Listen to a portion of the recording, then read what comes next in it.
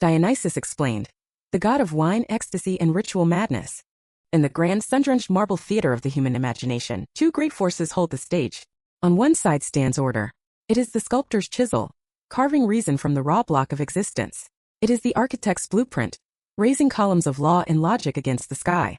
It is the philosopher's steady gaze, seeking clarity in the daylight. This is the realm of Apollo, the god of light, prophecy, and rational thought. It is the world we strive to build, predictable, stable, and sane. But on the other side, something stirs. In the shadows of the forest, in the heart of the vineyard, in the beat of the drum that echoes the pulse of the earth itself. It is a force that does not build with straight lines, but grows like a wild vine, untamed and unpredictable. It is the scream of release, the dance that blurs the line between the self and the cosmos, the madness that holds a terrifying, sacred truth. This is the realm of Dionysus. He is known as the god of wine, the lord of the feast, the patron of the theater. But to label him so simply is to mistake a hurricane for a summer breeze. He is the twice-born, the liberator, the outsider, the god whose arrival is both a blessing and a cataclysm. He is the divine force that reminds civilization that its foundations are built over a chasm of primal, ecstatic chaos. To understand Dionysus is to understand the paradox at the heart of our own nature. So, pour a glass of wine, quiet your rational mind, and journey with us into the wild, intoxicating, and often terrifying world of the last god to ascend to Olympus. This is Dionysus explained.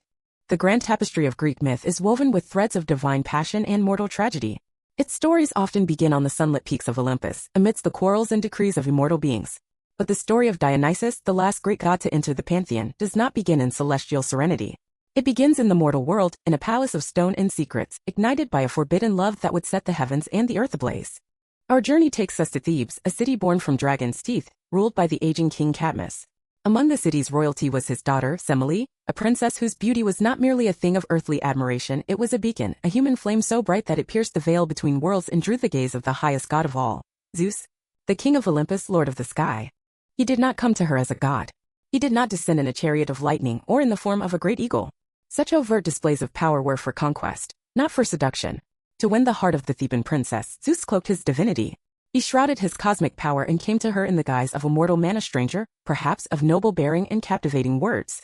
In the quiet chambers of the palace, away from the prying eyes of the court, an affair bloomed. It was a union of the ultimate extremes, the finite and the infinite, the fleeting and the eternal. And from this secret love, a new life began to stir within Semele's womb. A child who would carry the thunder of his father and the fragile, beating heart of his mother. But on Olympus, nothing remained secret from the queen of the heavens. Hera, the sister and wife of Zeus, was a goddess defined by two constants, her regal majesty and her incandescent jealousy. Her marriage was a litany of Zeus's infidelities, and each transgression was a wound to her pride. Upon learning of this new affair with the mortal, a cold, patient storm began to gather in her heart. Hera's vengeance was never a simple act of violence, it was a cruel art, a precisely engineered tragedy designed to inflict the maximum possible suffering. She could not strike Zeus. Instead, she would turn his own power, his own divine essence, into the weapon that would destroy his mortal lover. Hera descended from her golden throne, her divine form masked by illusion. She did not appear as a terrifying goddess, but as someone Semele knew and trusted implicitly. Beroe, her old, doting, white-haired nurse. Leaning on her cane, her voice raspy with feigned age and concern, the disguised Hera sought out the pregnant princess. She found Semele in a state of quiet joy, dreaming of her divine lover and the godchild she carried. The false Beroe began to sow her seeds of venom, her words wrapped in the guise of loving counsel. "My dear child," she whispered, her eyes filled with crocodile tears. "My heart worries for you. You say your lover is Zeus himself. It is a wondrous thing if it is true. But the world is full of deceivers. How many mortal men have whispered sweet lies, claiming to be gods to take advantage of a young woman's innocence?" Semele, proud and deeply in love, protested. "He is Zeus. I know it." Hera pressed on, her voice a razor-sharp insinuation. "Then ask him for proof, my love. For your honor. For the honor of your child. Do not let him come to you in a diminished form as a mere mortal. Ask him to prove his love, to show you who he truly is. Make him come to you in the same manner with the same unbridled glory with which he embraces his own wife, the Queen Hera, on Olympus. If he is truly Zeus, he will not deny you this. If he is a liar, his deception will be revealed." The poison found its mark. The suggestion preyed upon Semele's deepest insecurity, the whispers of her own sisters, who disbelieved her story, and her mortal desire for absolute certainty. Pride and doubt, a fatal combination, began to consume her. The next time Zeus visited her chambers, his heart full of affection for the mother of his unborn son, Semele was no longer pliant and adoring. She was resolute. Before she would yield to his embrace, she made a demand. She made him swear an oath. Not just any promise, but the most sacred, most absolute, most unbreakable vow in the cosmos. An oath upon the infernal river Styx, the black river of souls that flowed through the underworld. It was an elemental law, a vow that could bind even the king of the gods, and to break it would mean unthinkable consequences. Zeus, blinded by his passion and eager to please her, swore the oath without hesitation, promising to grant whatever she might ask. And then, with the unbreakable vow sealed, she spoke the words that Hera had placed upon her tongue. My love, my wish is simple. Come to me as you come to Hera. Show yourself to me in your true and divine form, in all your power and all your glory. A cold dread washed over Zeus. The warmth of his love turned to ice. He and only he knew the terrible truth. Mortal eyes cannot behold the unveiled essence of a god. The divine form is not a sight. It is an elemental force, a conflagration of pure energy that mortal flesh cannot endure. He begged her. He pleaded with her to choose any other gift, riches, power, a kingdom of her own. But his pleas only confirmed Semele's suspicions that he was hiding something, that he was not what he claimed to be.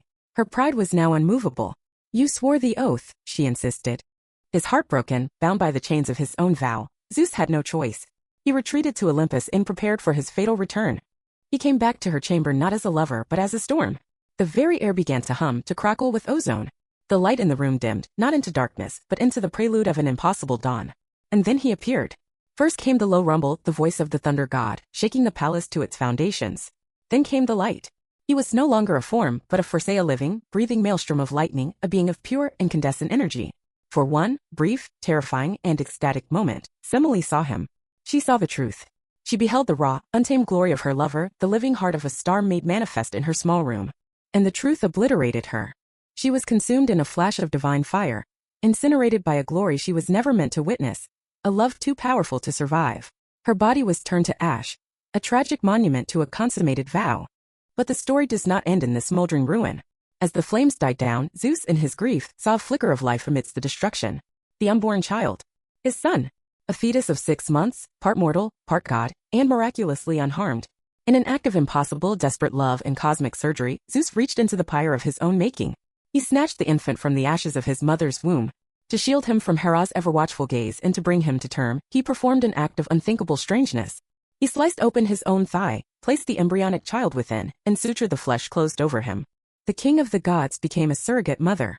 The wound in the god-king's thigh became a womb, and for 3 more months, the infant gestated, nurtured not by mortal blood, but by the ichor of Olympus itself.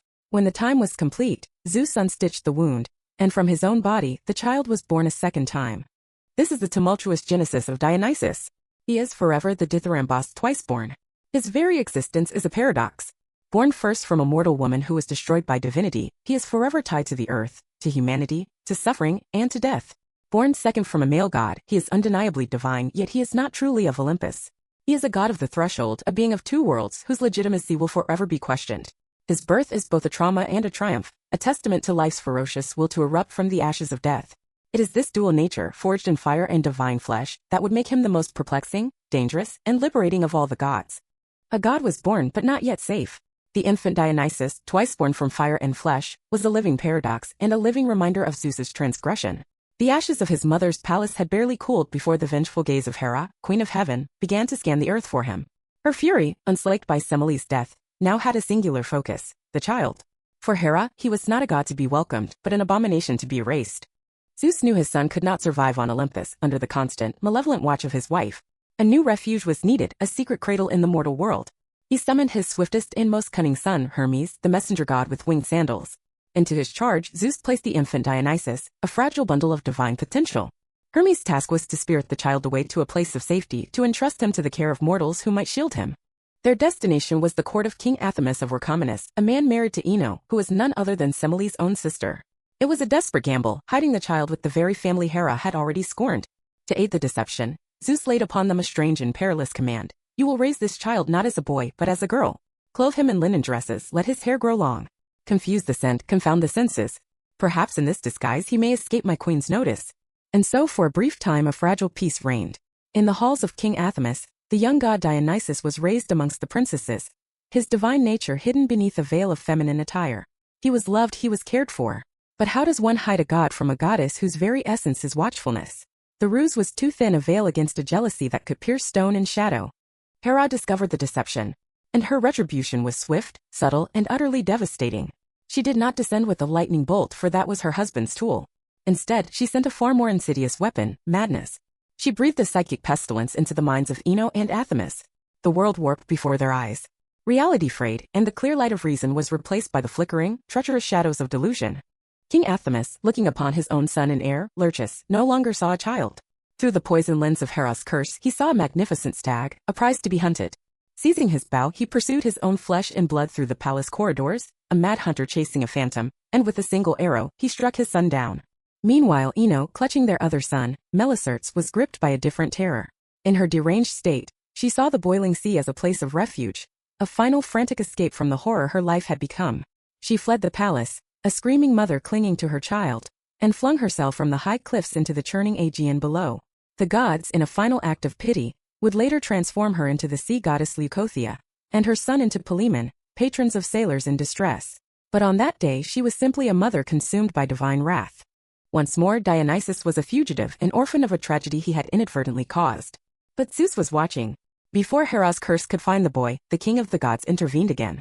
In a flash of divine magic, he transformed his son, changing his form into that of a young goat, a kid, to mask his scent and appearance from all pursuers. And once more Hermes descended, scooping up the frightened animal and soaring away from the blood-soaked palace.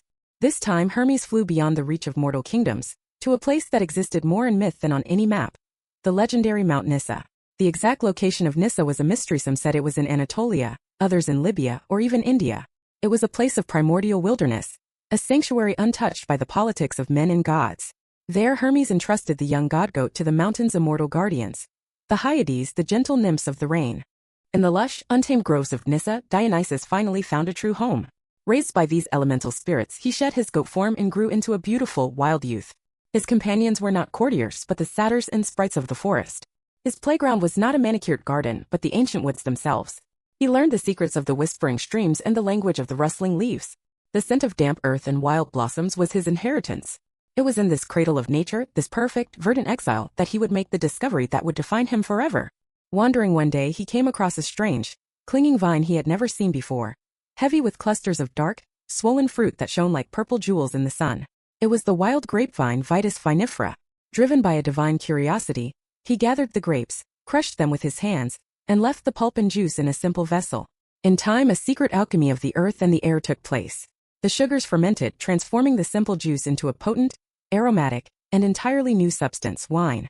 He drank, and as the liquid passed his lips, he felt not just intoxication, but a revelation.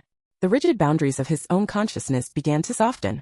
The world around him seemed more vibrant, more alive. The beat of his own heart seemed to sync with the pulse of the earth. It was a feeling of ecstatic release, a dissolution of the self into a greater, joyful, and divine whole. He understood in that moment that he had not merely created a beverage. He had discovered a key, a liquid sacrament, a divine elixir capable of unlocking the prison of the mundane self and allowing mortals to touch the divine. But just as he stood on the precipice of his power, his destiny found him. Hera's curse, so long delayed, finally landed. The madness she had inflicted on his foster parents, she now visited upon him. It was a cruel irony. The god who had just discovered the means for ecstatic release was now plunged into its terrifying inverse. His mind became a labyrinth without an exit. The joyful revelations turned into disorienting visions. He was driven from his paradise on Nysa. He became the wanderer, a mad god roaming the earth with no memory of who he was, his great discovery a forgotten dream. His aimless journey took him east, a tormented figure drifting through the ancient lands of Egypt and across the deserts of Syria. He was a god adrift on the sea of mortal life, his divine nature a source of confusion and pain. His salvation came, at last, in the highlands of Phrygia, in the heart of what is now Turkey.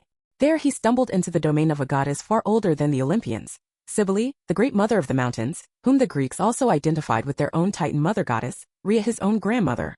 Cybele was a deity of raw, untamed nature. Her rites were not the stately sacrifices of Olympus, but primal, powerful rituals. Her followers worshipped her to the thunderous beat of the tympanum, the deep-throated drum that echoed the earth's heartbeat, to the frenzied clash of cymbals, and through wild, ecstatic, holy dancing. Rhea Cybele looked upon this tormented, beautiful youth and saw not a madman, but her own divine kin. With her ancient chthonic power, she healed him. She purged the madness from his mind and restored him to his senses. But she did more than just cure him. She initiated him. She revealed to him the secrets of her own ecstatic mysteries. Dionysus, the god of wine, now learned the sacred power of the drum, the trance-inducing dance, the ritual frenzy that could lead to communion with the divine. This was the final, crucial step in his creation.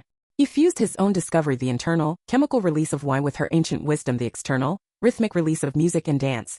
His gift to the world would no longer be just a drink, it would be a complete ritual experience. He had been a victim of madness, and now he would become its master. His wanderings were no longer aimless. They had become a divine crusade. He was no longer a fugitive, but a missionary, a conqueror.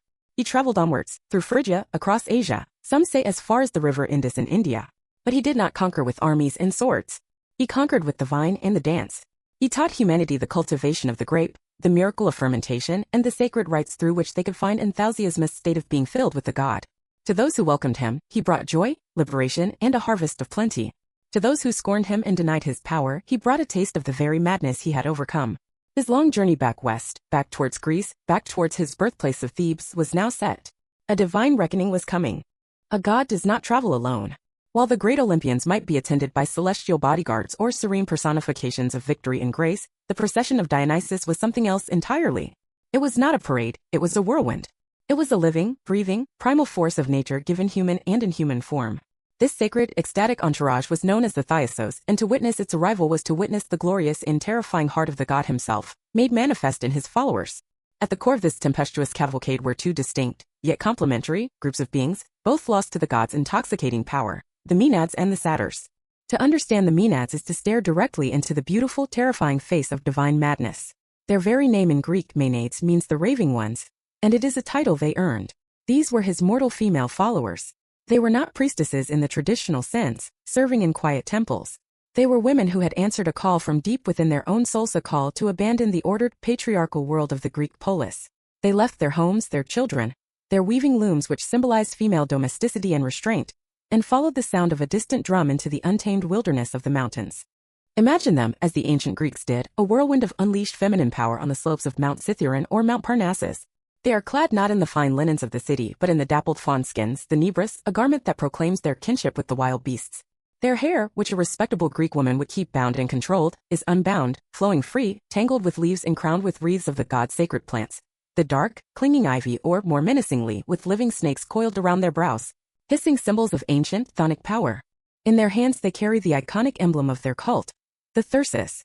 It is a strange and potent object, a long stalk of giant fennel, light but strong, tipped with a pine cone, and often wound with ivy ribbons. It is a scepter of their faith, a magic wand that can, in the mist, strike the earth and bring forth springs of wine or milk. But it is also a weapon, and in the hands of a frenzied Maenad, it is as deadly as any spear. When the spirit of Dionysus descended upon them, a state the Greeks called enthusiasmus, literally, to have the god within, they were transformed. They entered a state of ecstatic trance, a holy fury. They would dance for hours, for days, their bodies moving not to a learned choreography, but to a convulsive, primal rhythm pounded out on deep-throated drums, the tympana, and accompanied by the shrill, hypnotic cry of reed flutes. This was not a performance. It was a ritual of possession, a violent shedding of the individual, rational self. In the dance, I ceased to exist, replaced by a collective, divine we, a single organism moving to the heartbeat of the god. In this state, they were granted terrifying supernatural strength. Ancient accounts, filled with a mixture of awe and horror, tell of how these women, with their bare hands, could hunt down a wild mountain bull, a creature of immense power and a primary symbol of the god himself. The act of tearing the living animal limb from limb was a sacred rite known as sparagmos, and in the height of their divine frenzy, they would sometimes practice omophagous eating of the raw, bloody flesh of their victim. This shocking, brutal act was not born of savagery, but of a desperate desire for communion. It was the most visceral way to absorb the raw life force of the wild, and in consuming the god's symbolic animal, to consume the god himself, taking his power directly into their bodies. The Maenads represent a terrifying, exhilarating liberation. They are the eruption of the irrational, the chaotic, and the wild from beneath the carefully constructed surface of civilization. For a society that so heavily constrained its women, the Maenad was a figure of profound fascination and fear, a testament to the explosive power of suppressed nature when finally given a divine and sanctioned outlet. Complementing the spiritual terror and ecstasy of the Maenads were their male counterparts in the Dionysos, the Satyrs. If the Maenads embodied the soul's ascent into divine madness, the Satyrs embodied the body's joyful descent into earthly nature. They were not fully human, but delightful, grotesque hybrid creatures, possessing the torso, arms, and head of a man, but the pointed ears, pug nose, and the legs and tail of a goat or a horse. The Satyrs are the spirit of revelry incarnate. They are figures of pure, unadulterated instinct.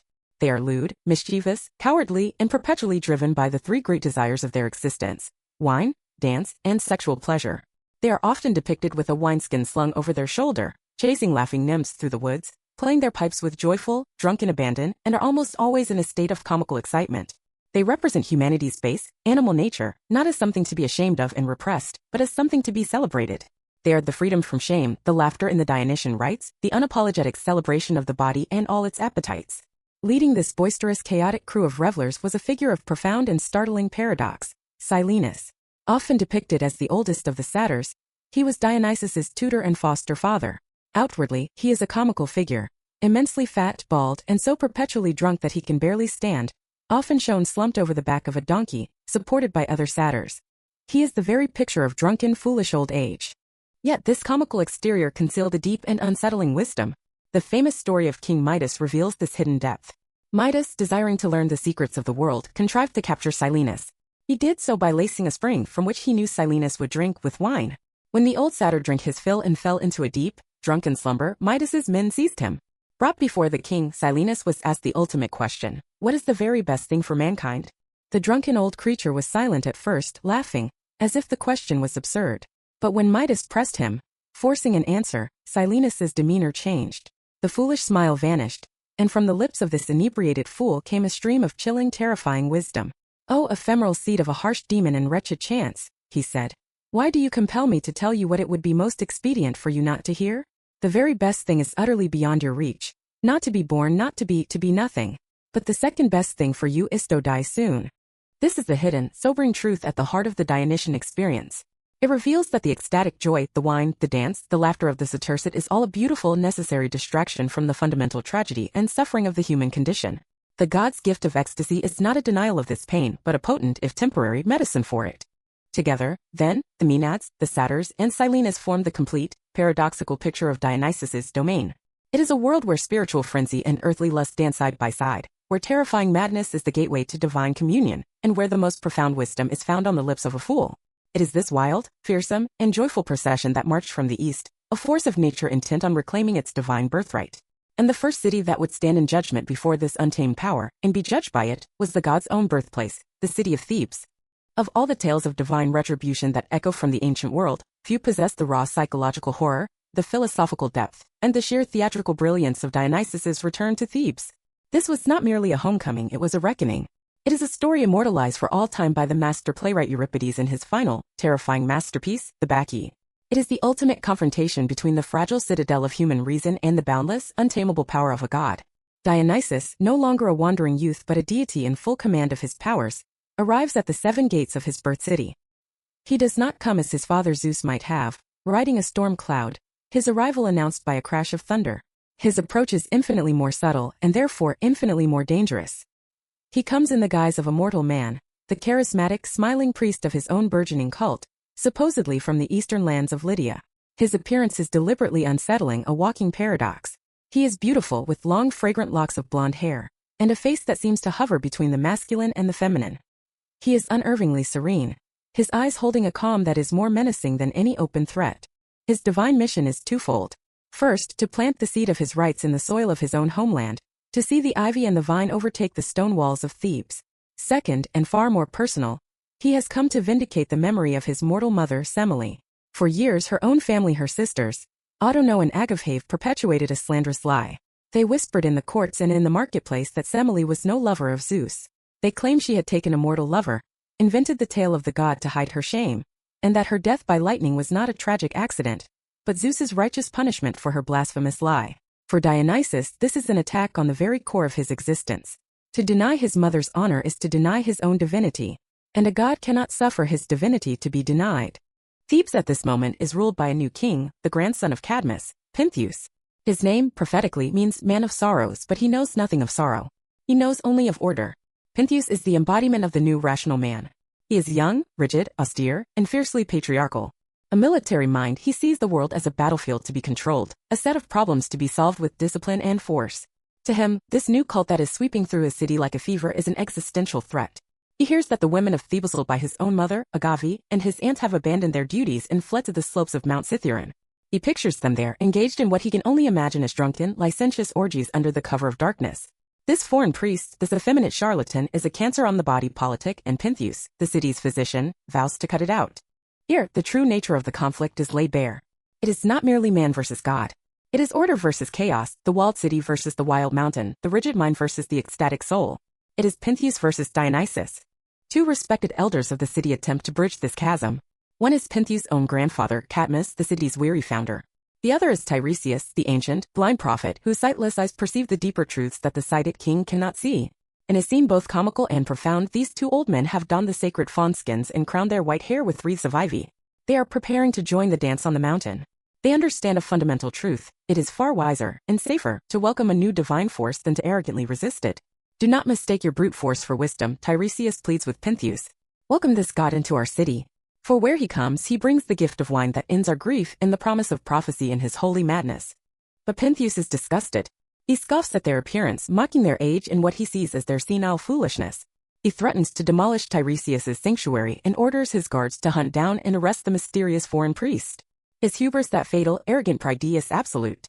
He has declared war on a god. The guards soon return, having captured the stranger. Their report is unnerved. The priest did not resist, he says, but smiled and offered his hands to be bound, as if the whole affair were a game. When Dionysus is brought before the king, the ensuing confrontation is a masterclass in psychological warfare. Pentheus, pacing and aggressive, hurls insults and threats. He mocks the god's long hair, his fair skin, his supposed effeminacy. Dionysus, serene and still chained, responds with calm, enigmatic answers, his words laced with double meanings and ironic warnings. He speaks of his god, as if he were a separate being, patiently explaining the nature of the Bakshik mysteries. Infuriated by this unshakable calm, Pentheus orders him to be shorn, his thyrsus confiscated, and for him to be thrown into the palace dungeons, to be locked away in the darkness of the horse stables. Your god will not save you, Pentheus snarls. Dionysus smiles faintly. He is here now, he says. And he sees what I endure. But you cannot imprison an earthquake. You cannot chain a whirlwind. From within the dungeon, Dionysus calls upon his own divine power. The ground trembles. The stone columns of Pentheus' palace sway and groan as a violent earthquake shakes the building to its foundations. A phantom fire erupts, engulfing the tomb of Semele in a harmless holy flame. Dionysus, free of his chains, steps from the ruined stables. He creates illusions, phantoms. Pentheus, drawing his sword, frantically slashes at shadows, convinced he is fighting his escaped prisoner, wearing himself out in a battle against his own terrified perceptions. The god is not fighting the king, he is dismantling his sanity, demonstrating the utter futility of mortal control in the face of the divine. Just as Pentheus staggers back in confusion, a messenger arrives, a herdsman, breathless and pale, his eyes wide with a terror born of awe. He has come from the slopes of Mount Cithaeron. His report is chilling. He describes seeing the bands of women, the minutes including Pentheus' own mother Agave. At first, they were sleeping peacefully, a picture of pastoral innocence. But upon waking, they performed miracles. They struck rocks with their thyrsi, and from the dry stone, springs of sweet wine gushed forth. They scratched the bare earth with their fingertips, and jets of white milk bubbled up from the ground. It was a vision of paradise. But then the herdsman continues. He and his fellows decided to try and capture Agave to win the king's favor. The moment they moved to act, the sacred peace was shattered. The women, as if alerted by a single consciousness, fell into a violent, holy frenzy. With blood-curdling cries, they descended upon the herdsman's own cattle, which had been grazing nearby. With their bare hands they ripped the living, bellowing animals to pieces. It was the rite of Sparagmos in all its brutal glory. The herdsman saw one woman holding a severed, blood-soaked leg, another a hoofed limb, the trees dripping with gore. They were a force of nature, unstoppable and terrifying. This report, which should have confirmed all of Pentheus' worst fears, instead ignites a spark of something else. A deep, voyeuristic and utterly repressed curiosity. He is disgusted, yes, but he is also fascinated. He needs to see it. And Dionysus, the master psychologist, sees this fatal crack in the king's armor of reason. With the predator's timing, he leans in. Would you like to see them? The disguised god asks, his voice like silk. To witness their sacred rites on the mountain with your own eyes? The king, caught between his revulsion and his obsession, cannot resist. Yes, he admits, his voice low. I would give a great weight of gold for that. The trap is now sprung. But you cannot go as the man, Dionysus explains patiently. They would spot you and tear you to pieces. To spy on them unseen, you must go disguised as one of them. You must wear the dress of a woman. This is the ultimate humiliation for the militaristic, hypermasculine king. It is a demand that he sacrifice the very identity he holds most dear. Yet, his obsession, his scopophilia, the desire to see the forbidden, is now so powerful that it overrides his pride. He agrees. In a scene of surreal and grotesque intimacy, the god himself acts as the king's handmaiden. Dionysus helps Pentheus into a long linen dress, carefully places a wig of long hair on his head, and hands him the thyrsus, teaching him how to hold it. The king of order is transformed into a parody of the very chaos he condemns, his identity completely undone by the god he scorned. Dionysus leads the disguised and deeply unnerved king out of the city and up the forested slopes of Mount Cithaeron. Reaching a clearing where the Maenads are dancing, Dionysus performs one last, terrible miracle. He takes the top of a towering fir tree and with supernatural strength, bends it down to the earth. He places the trembling king upon its highest branches, a perfect vantage point. Sit there, he says, so you may have a fine view of what you came to see. And he allows the tree to spring upright, leaving Pentheus perched high above the sacred glen, a spy on a throne of pine. And then all pretense is dropped. Dionysus reveals his trap and his true nature. A great voice, no longer the soft tones of the Lydian priest, but the resonant, powerful voice of a god, echoes through the mountain air. Oh, my backchance, my women of the dance, I have brought you the man who mocks you and me and my holy rites. Now take your vengeance. The Maenads stop their dance. They look up, and in their eyes, clouded and transformed by divine madness, they do not see a man in a dress. They do not see their king. They see what the god wants them to see. A trespasser, a predator, a wild mountain lion, perched in the tree, ready to attack them. And the first to raise the cry for the hunt, the first to lead the charge with eyes blazing with holy fire, is Pentheus' own mother, Agave. What follows is the bloody climax of the tragedy. The Maenads, possessed with the god's own strength, surge towards the fir tree. They do not climb it. They put their hands to its trunk and tear it from the earth by its roots. Pentheus tumbles to the ground, and in his terror, the spell of his obsession is broken. He rips the wig from his head, his own face revealed. He scrambles toward the lead attacker. Mother, it is I, he screams, his voice choked with terror. Your son, Pentheus. Pity me. Do not kill your own child. But Agave is deaf to him. She does not see a son. She sees only the beast. Frothing at the mouth, her eyes rolled back in ecstasy, she seizes his arm and, with a great wrench, rips it from its socket. The other Maenads descend upon him like a pack of wolves. It is the ritual of sparagmos enacted on human flesh. They tear him apart. In her triumphant madness, Agave wrenches her son's head from his shoulders. Impaling it on the tip of her thyrsus, she marches back towards the city of Thebes. She believes she is carrying the magnificent head of a lion she has slain, a trophy of her prowess, a tribute to her god. She enters the palace, calling for her father Cadmus, calling for her son Pentheus to come and nail her glorious prize to the palace walls. The slow, agonizing dawn of her sanity is the true, lingering horror of the play. It is the old, broken Cadmus, having gathered the mangled remains of his grandson's body, who must gently guide his daughter back from the brink. He forces her to look, truly look, at the trophy in her hands. To see the hair, the eyes, the face. And as the divine madness recedes like a fever, she sees. The lion's head is the head of her son. Her triumphant cry becomes a shriek of unbearable, soul-shattering grief. At this moment of ultimate human despair, Dionysus appears. No longer in disguise, but in his full, radiant, and terrifying glory as a god of Olympus. He looks down upon the broken royal family, and with the cold, implacable finality of a cosmic law, he pronounces their doom. There is no pity in his voice, only judgment. They denied a god. They slandered his mother. They chose reason over faith, order over ecstasy. And for this, they have been utterly and irrevocably broken. The tragedy of Pentheus is completely a brutal, timeless lesson that the powers you refuse to acknowledge do not simply vanish. They gather force in the darkness and return to destroy you. After the blood-soaked slopes of Mount Cithaeron, after the chilling screams of a mother awakening to a nightmare of her own making, it would be easy to cast Dionysus in a single, terrifying role, the destroyer. The god of vengeance, the master of madness, a primal force of retribution to be feared and appeased. But to see only this face is to see only half of a god who is, above all else, a being of profound paradox. For the very same deity who could orchestrate such a brutal tragedy was also worshipped under a different, and perhaps more essential name, Dionysus Eleutherios, the liberator. He was a god of astonishing compassion, a savior of the abandoned and the outcast, a deity who dared to challenge the finality of death itself. To understand Dionysus the liberator, we must turn from the tragedy of Thebes to a sun-drenched beach on the island of Naxos. Here, we find Ariadne, princess of Crete. It was her cleverness, her thread, that had guided the Athenian hero Theseus through the murderous labyrinth to slay the Minotaur. It was her love that prompted her to betray her father, King Minos, and her homeland, sailing away with Theseus under his promise of marriage and a new life in Athens. But heroes in the world of Greek myth can be brutally pragmatic. Seeing her as a political liability, or perhaps simply tiring of her, Theseus committed an act of casual cruelty. While she slept, he and his crew set sail, abandoning her on the shores of this uninhabited island. Imagine her awakening. The silence broken only by the lapping of the waves. The empty horizon, where the sails of his ship had become a white speck of betrayal before vanishing completely. She was left utterly alone, heartbroken. A woman who had given up everything for a love that had discarded her like a stone. This is a moment of absolute despair, the death of a future. It is into this scene of desolate grief that a different sound intrudes. Not the sound of silence, but the sound of life. The distant, approaching rhythm of drums, the clash of cymbals, the sound of pipes, and the echo of joyful laughter. It was the Thyasos. It was Dionysus. The god and his wild retinue came upon the weeping princess.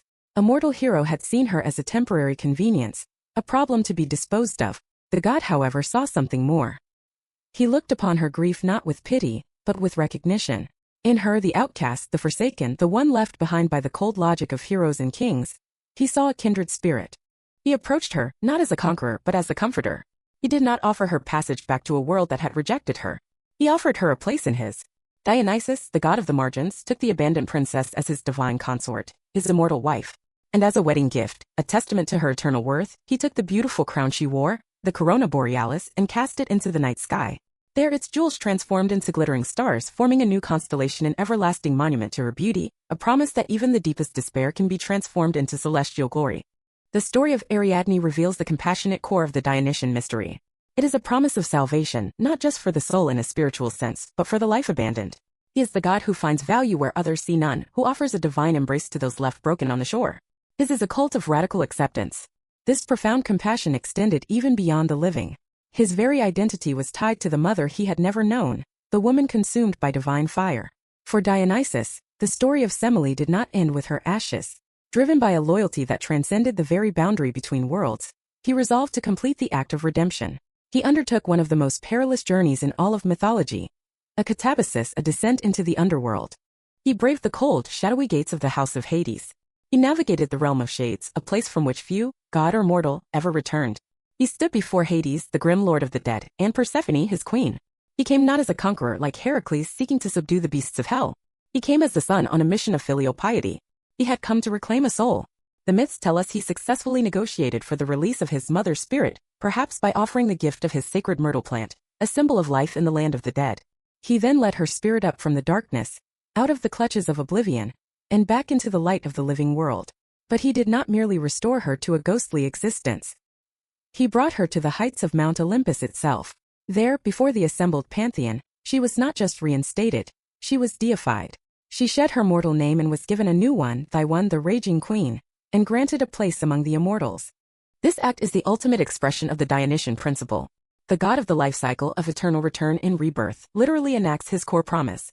He defies the absolute finality of death, demonstrating that love and divine will can bridge the chasm between what is and what was. In saving his mother, he completes his own origin story, vindicating her, honoring her sacrifice, and proving, once and for all, his own divine legitimacy. From the salvation of the individual, Dionysus's role as liberator expands to encompass an entire society. And his most enduring gift to humanity was not wine itself, but the culture that grew around it, in a place that became his sacred ground in the heart of civilization, the theater. In ancient Athens, the grandest public festivals of the year were held in his honor. The city Dionysia was a massive, state-sponsored religious event that brought the entire populace together. And its centerpiece was a competition, a sacred contest to see which playwright could best capture the human condition. It was here, in the great open-air theater of Dionysus on the southern slope of the Acropolis, that the art forms of tragedy and comedy were born, refined, and perfected. The connection is profound. The theater is a space for controlled madness. It is a place where society can gather to safely confront the very forces that Dionysus embodies. Overwhelming passion, inexplicable suffering, the fragility of identity, the terror of madness, and the awesome, often cruel relationship between mortals and gods. The very tools of the actor are Dionysian. They wore masks. The mask is a powerful symbol of transformation, allowing an ordinary citizen to shed his own identity and become someone, or something else, a king, a god, a monster, a woman. It is a ritual tool for stepping outside the boundaries of the self, which is the very essence of the ecstatic experience. The chorus, a key component of Greek drama, with its singing and dancing, was a direct descendant of the dithyrambic choirs that sang praises to Dionysus. The plays themselves, especially the great tragedies, forced the entire Athenian citizenry to look into the abyss. They watched stories of great men like Oedipus or Pentheus, undone by fate, pride, and the eruption of the irrational. In collectively witnessing the suffering, they experienced a profound emotional release, what the philosopher Aristotle would famously call catharsis, a purging and purification of the soul's pity and fear. The theater, therefore, became a civic institution of mental and spiritual health. It was a safe, structured container for the chaotic, Dionysian energies that Pentheus, in his folly, had tried to outlaw and suppress. The god who inspired the wild, unstructured frenzy of the Maenads on the mountain also gave humanity the structured, poetic art of the stage. He is both the raw emotion and the mask used to portray it, the terrifying chaos in the art form that allows us to comprehend it. He is the liberator who saves the individual soul, like Ariadne, and the one who provides the space for the collective soul of a city to save itself. He is not just the god of chaos but the god of the sublime and terrible creativity that is born from it. The temples of ancient Greece may lie in ruins, their altars cold to the touch. The ecstatic cries of the Maenads may have faded into the mists of history. But the god Dionysus is not dead. He is far too elemental, too deeply embedded in the bedrock of the human psyche, to be confined to a single epoch or a forgotten faith. His influence courses through the veins of Western culture, not as a deity to be worshipped, but as a concept, a force, a fundamental aspect of what it means to be alive. To truly grasp this enduring legacy, we must journey forward 2 millennia from the fall of Thebes to the mind of a 19th-century German philosopher who gazed into the abyss of Greek culture and saw not one, but 2 competing, yet essential, divine forces locked in an eternal dance. That philosopher was Friedrich Nietzsche. And in his explosive first book, The Birth of Tragedy, he gave the world a powerful new language to understand ourselves. He gave us the Apollonian and the Dionysian. The Apollonian, as Nietzsche defined it, is named for Dionysus's celestial half-brother, Apollo, the god of the sun, of prophecy, of light and reason.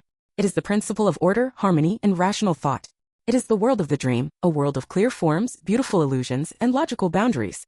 The Apollonian impulse is what drives the sculptor to carve the perfect, serene human form from a block of marble. It is the impulse of the architect to raise symmetrical columns and build the ordered, rational city-state. It is the calm, steady gaze of the philosopher seeking clarity in the daylight. Above all, the Apollonian is the principle of individuation, creation, and maintenance of a stable, coherent self, an ego, separate and distinct from the chaotic world around it. It is the I. And then there is its polar opposite, the Dionysian. This, for Nietzsche, is the deep, primal truth that the beautiful Apollonian veil is designed to conceal. It is the principle of chaos, of intoxication, of raw, untamed nature. If the Apollonian is the dream, the Dionysian is the terrifying, ecstatic reality that boils beneath it. It is a force that shatters all forms, dissolves all boundaries, and breaks down the carefully constructed walls of the self.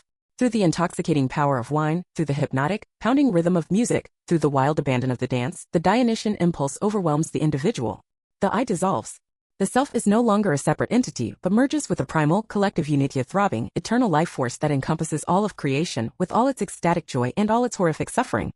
It is the scream of both birth and death, the collapse of the individual back into the oneness of being. Nietzsche's revolutionary insight was this: the ancient Greeks, whom later ages had idealized as serene, rational, Apollonian people, were in fact the opposite. They were a people who had stared directly into the Dionysian abyss. They had heard and understood the terrible wisdom of Silenus, that life is fundamentally built on suffering and chaos, and that the best thing is never to have been born. Their brilliant Apollonian culture, their perfect statues, their rational philosophies, their ordered city-states was not a sign of a naturally calm temperament. It was a magnificent, desperate artistic defense mechanism, a beautiful dream world created to make a terrifying existence bearable. And where did these 2 titanic forces meet? What was the highest expression of Greek culture for Nietzsche? It was Attic tragedy. In the theater of Dionysus, the 2 forces achieved a miraculous, perfect synthesis. The tragedy itself possessed the clear, Apollonian structure, the metered verse of the dialogue, the logical progression of the plot, the masked actors as distinct, individual characters. It was a world of form and order. But the content of the tragedy, and the overwhelming emotional power it exerted through the music and dance of the chorus, was purely Dionysian. The audience watched the Apollonian hero, the proud king, the great warrior, systematically broken down. They watched his individuality, his reason, and his sense of control be shattered by fate, by passion, by the eruption of divine chaotic forces. Through the collective experience of the chorus, the audience was led to feel a sense of oneness with this primal suffering and ultimate dissolution. Greek tragedy, for Nietzsche, was the perfect marriage of the 2 forces, allowing an entire civilization to glimpse the terrifying Dionysian truth of existence, but to do so from behind the safe, beautiful Apollonian veil of art. This powerful framework did not die with the Greeks or with Nietzsche. It is a timeless lens through which to view our own world, our own societies, our own selves. The tension between the Apollonian drive for order and the Dionysian urge for release is the eternal rhythm of the human condition. We see the Apollonian everywhere. It is the carefully structured spreadsheet in the corporate hierarchy. It is the rule of law in the rigid schedules that govern our days. It is the quiet of the library, the clean lines of modern architecture, the precise, mathematical beauty of a classical symphony. It is the voice in our head that tells us to be rational, to plan for the future, to maintain control. And we see the Dionysian erupting all around it. It is the raw, pulsing energy of a rock concert's mosh pit, 1,000 individuals becoming one ecstatic, sweating mass. It is the improvisational frenzy of a great jazz solo, where the musician transcends conscious thought and channels pure emotion. It is the chaotic joy of a carnival, the cathartic release of a festival, the wild abandon of a dance club at 3 a.m. It is the revolutionary fervor that topples an old regime. It is the sublime madness of the artist, lost in their work, and the overwhelming power of romantic passion that makes a mockery of all rational plans. Every society and every individual struggles to maintain the balance. A culture that becomes too rigid, too Apollonian a culture, like that of Pentheus, obsessed with control, surveillance, and absolute rationality, risks becoming sterile, brittle, and disconnected from the emotional wellspring of life. It creates a pressure cooker, and history shows that eventually, a violent Dionysian backlash is inevitable. Conversely, a culture that gives itself over entirely to the Dionysian impulse, with no Apollonian structure to contain it, descends into pure chaos, anarchy, and self-destruction. The enduring legacy of Dionysus, then, is this crucial lesson. He is not an evil to be eradicated, but a powerful, dangerous, and utterly necessary force to be acknowledged and integrated. He demands his place. He must be given his sacred space in our art, in our music, in our festivals, and in our hearts. He is the divine force that reminds us that we are not just thinking machines but feeling animals. He is the God who teaches that reason has its limits, and that some of the deepest truths of our existence can only be found by letting go. He is the God who must, from time to time, break us open so that we may become whole. So we return to where we began. Dionysus, the god of wine, a simple title for a deity of infinite complexity. He is the joy of the feast and the terror on the mountain.